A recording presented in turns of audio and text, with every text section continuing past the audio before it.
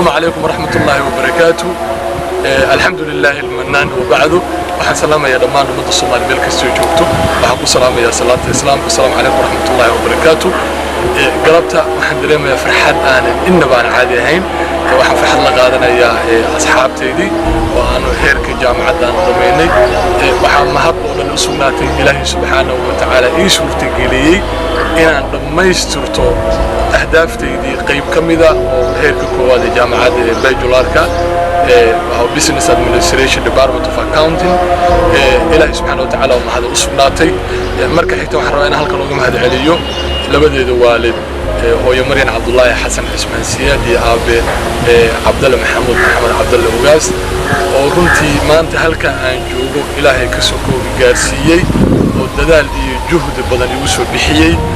waxaan Ilaahay subhanahu wa ta'ala ugu baryayaa inuu adduunyo aakhira uu naxariisto caafimaad iyo cimri dheer baan u rajaynayaa sidoo kale waxaan marnaba waxa weeyaan aan ka tagi karin aan ilaawi karin dadkii waxa weeyaan laf dhabarto u ahaa inaan maanta marxaladan soo gaaro oo waxa weeyaan aan oran karo waxa weeyaan dadkaas waxa weey Ilaahay ku soo ahaa dib iyo dhaaf la soo qaybsaday waxaan rabaa halkan inaan si mahad ballaaran aan uga soo jeediyo مياه قواد جامعة برج أفريقيا هذا الشيخ ضن علي وأنا ربا إن شاء الله يكون جرنا نوحن باليو ددالك جهدي وهو القيب وين واللي بحل دور في عقاقاتي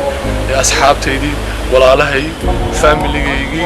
رق بدن وأنا هلكم كوحو سكرن وكم ديها إسلام أحمد محمود علي مصلح ورنتي لفدور وها أجازم عبد الرسال حسن داعد يقلف تقول وحو الددال يجود بدو كسو بحيي dadka kama wada gaari karo kamana wada biyoon karo laakiin waxaan idin leeyahay hambalyo waxa weey heerkii kood waan gaaray